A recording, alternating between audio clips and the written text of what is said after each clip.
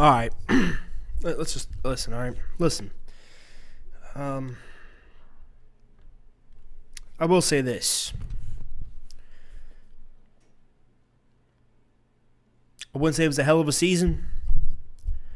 I will say that it was a hell of a turnaround late in the season to make a push. All the players knew once Wentz went down, just like last year, Wentz went down, they knew they had to step up. Doug simplified the offense, like I said, with Nick Foles, and made him make the certain throws, which I really don't understand. Like I said, they should do with Wentz the same thing. But he thinks when Wentz is out there, he needs to be the superstar. He needs to throw the ball 45 times a game and not run the ball much, and that's not the recipe to winning. I'm proud of this team. I actually am.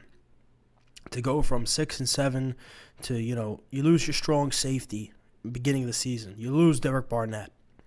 You lose Sproles. He did come back, but still you lost Sproles for a little bit of time.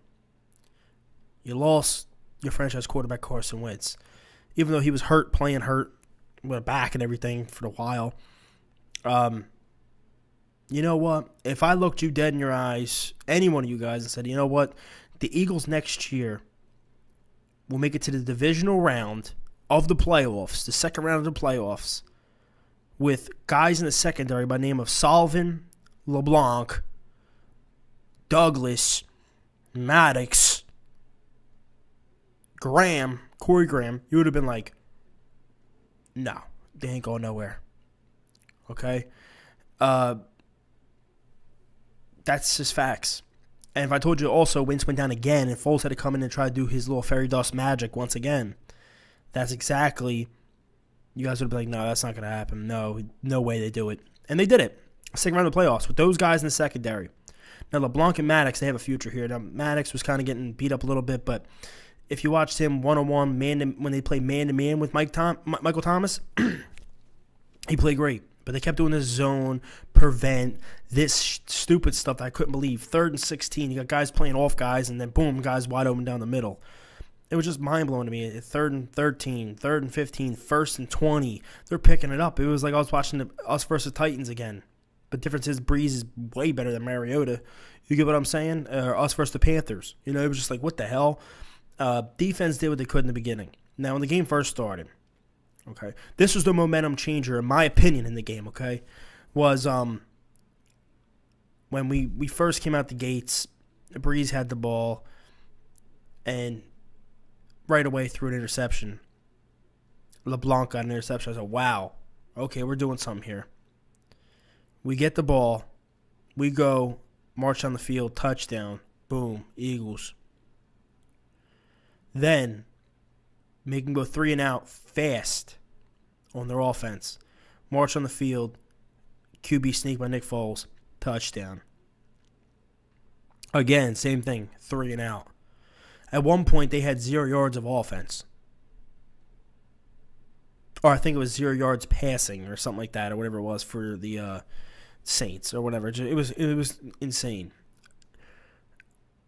They had Breeze. He fumbled the ball, fumbled the snap. He was starting to get shaky. Then you had the part where Brandon Graham made him fumble, and I was like, wow, this defense came to play. This team came to play. We're on fire. We have the momentum. Look at the fans in the stadium. There's not one Saints fan standing up. They're all sitting down. You have one Eagles fan standing up, clapping like this. Some guy was wearing an Eagles hat. I think he had a Dawkins jersey on. I can't remember what jersey. I'm like, wow, this is crazy. Then we get the ball back, like I said. We're up 14-0. We're starting to march. Nick Foles is doing his thing again. He's wheeling and dealing. Bang, he's hitting Golden Tate, hitting this guy, hitting that guy. Bang, bang, bang, bang, bang. Then he throws the ball to Ertz, intercepted.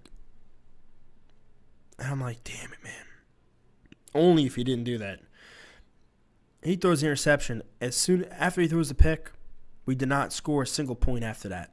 Now, 1 point was scored. The momentum was lost on the offense. Nick Foles looked terrible.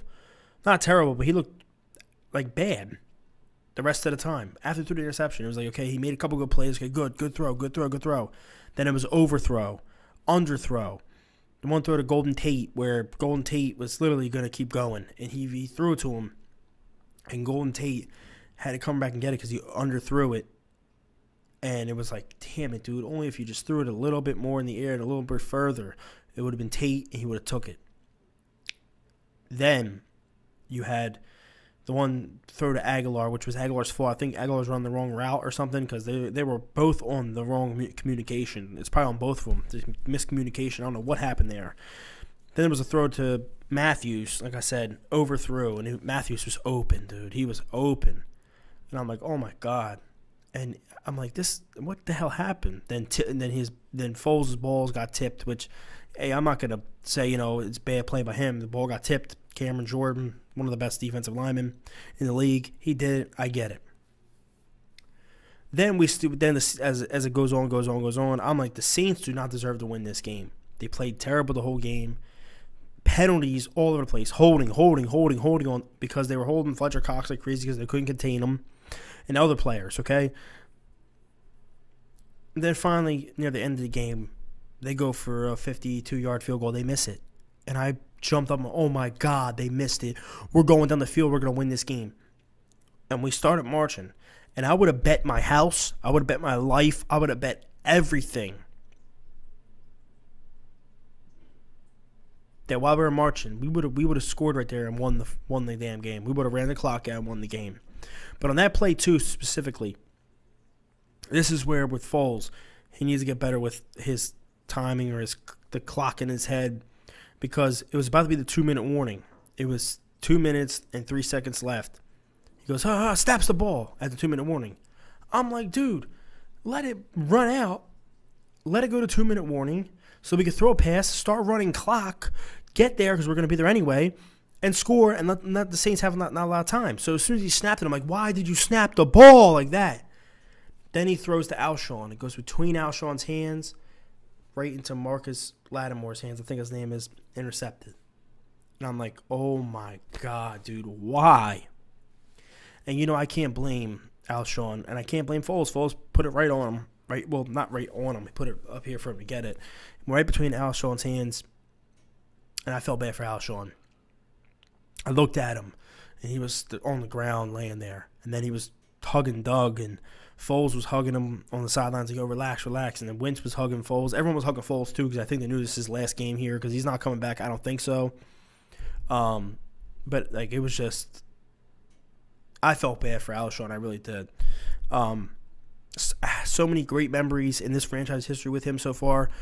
Big catches in the Super Bowl. Huge touchdowns on the NFC Championship game. And this is one of his lowest, and I felt bad. But you know what? This team got blown out by the Saints earlier this year, embarrassed, humiliated, and I would have loved to kill these cats, honestly, because of what they try to do to us. But you know what? They got lucky, little lucky bounce, out of Alshon's hands, which rarely ever happens, okay?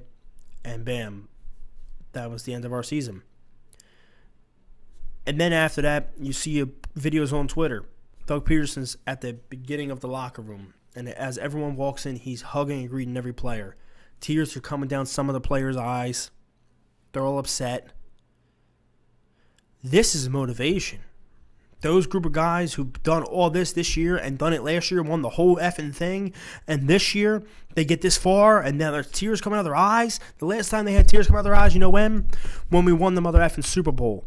For them to have tears out of their eyes after a loss, it's going to be motivation for next year.